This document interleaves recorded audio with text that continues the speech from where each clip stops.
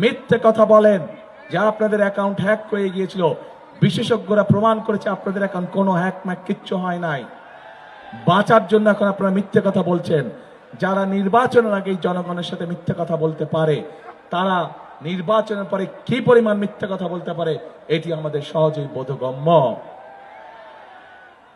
প্রিয় ভাই বোনেরা, আজকে নির্বাচনকে বিতর্কিত করার জন্য, বাধাগ্রস্ত করার জন্য এরা উঠে পড়ে লেগেছে।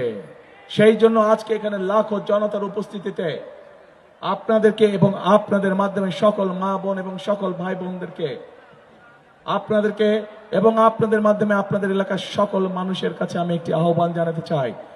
আপনাদেরকে অত্যন্ত সতর্ক এবং সজাগ থাকতে হবে, যাতে কেউ ষড়যন্ত্র করে আপনার সেই ভোটের অধিকারকে কেড়ে নিতে না পারে। আবার